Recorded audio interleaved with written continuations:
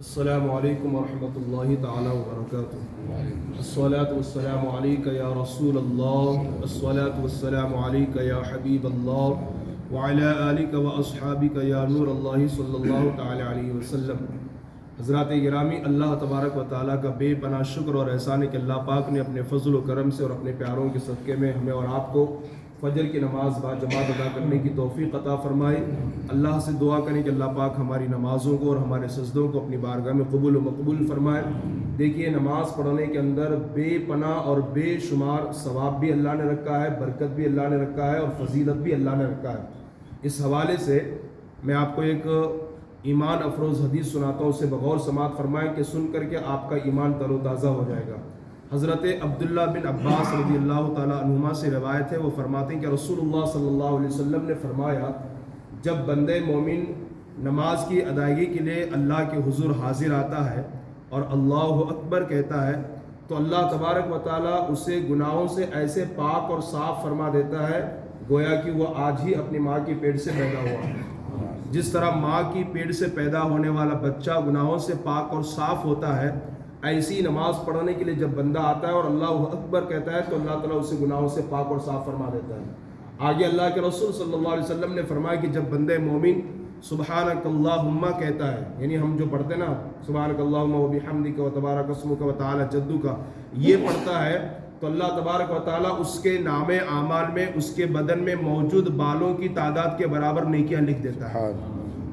اور جب بندے مومن نماز میں اعوذ باللہ من الشیطان الرجیم پڑھتا ہے تو اللہ تبارک و تعالیٰ اس پر اس کی جانکنی کی سختی کو آسان فرما دیتا ہے، یعنی موت کے وقت جو سختی ہوتی ہے اس سختی کو اللہ تعالیٰ اس پر آسان فرما دیتا ہے۔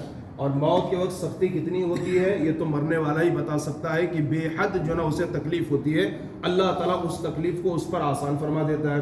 اور جب بندے مومن نماز میں بسم اللہ الرحمن الرحیم پڑھتا ہے تو اللہ تبارک و تعالیٰ اس کے نام اعمال میں 4000 نیکیاں لکھ دیتا ہے، اس کے نام اعمال سے 4000 گناہوں کو مٹا دیتا ہے اور اللہ تعالیٰ 4000 درجات اس کی بلند فرما دیتا ہے۔ اور حدیث میں رسول اللہ نے فرمایا کہ نماز میں جب بندے مومن سورۃ الفاتحہ یعنی الحمد کا سورہ پڑھتا ہے تو اللہ تبارک و تعالیٰ اس کے نام اعمال میں ایک حج یا ایک عمرے کا ثواب لکھ دیتا ہے۔ اور جب بندے مومن رکوع میں جاتا ہے اور رکوع میں جا کر کے سبحان ربی العظیم کہتا ہے تو اللہ تعالیٰ اس کے نام اعمال میں احد پہاڑ کے برابر سونا رائے خدا میں خیرات کرنے کا ثواب لکھ دیتا ہے۔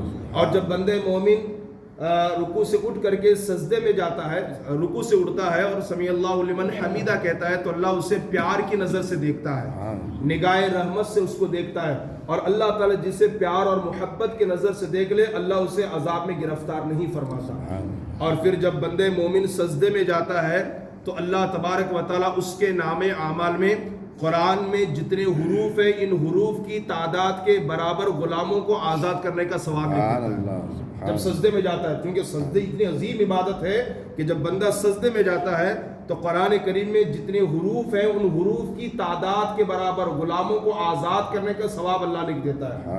اور جب سجدے میں جا کر بندے مومن سبحان ربی الاعلیٰ کہتا ہے تو اللہ تبارک و تعالیٰ اس کے نام اعمال میں تمام انسان، تمام فرشتے، تمام جنات اور تمام شیاطین کی تعداد کے برابر اللہ تبارک و تعالیٰ اس کے نام اعمال میں نیکیاں لکھ دیتا ہے۔ اور جنات کتنے ہیں، فرشتے کتنے ہیں، اللہ اکبر، بے شمار ہیں، ان کی تعداد کے برابر اللہ نیکیاں لکھ دیتا ہے۔ اور جب بندے مومن التحیات پڑھنے کے لیے بیٹھتا ہے تو اللہ تعالیٰ ایک غازی کا ثواب اس کے نام اعمال میں لکھ دیتا ہے۔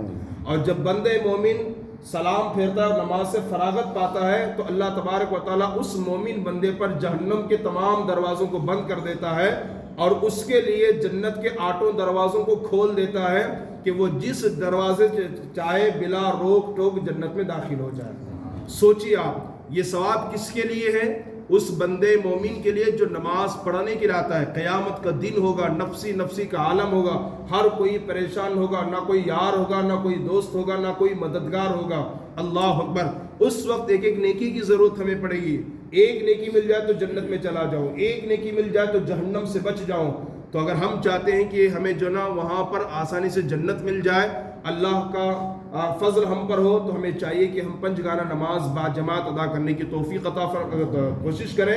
اور یہ جو حدیث میں نے بیان کی آپ کے سامنے، یہ رسول اللہ نے خود اس کی فضیلت بیان کی ہے. رکوع کریں تو یہ ثواب، سجدہ کریں تو یہ ثواب، قیام کریں تو یہ ثواب، رکوع میں تسبیح پڑھیں تو یہ ثواب، سجدے میں تسبیح پڑھیں تو یہ ثواب، اور سورہ فاتحہ پڑھیں تو یہ ثواب. یہ سارا ثواب اور یہ ساری نیکیاں کس کے لیے ہے؟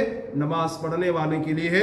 اگر ان تمام برکتوں سے آپ مالا مال ہونا چاہتے ہیں تو ضرور نماز کی پابندی کریں اور جماعت کے ساتھ نماز پڑھنے کا اہتمام کریں. اللہ پاک مجھے، آپ کو، سب کو عمل کی توفیق عطا فرمائے.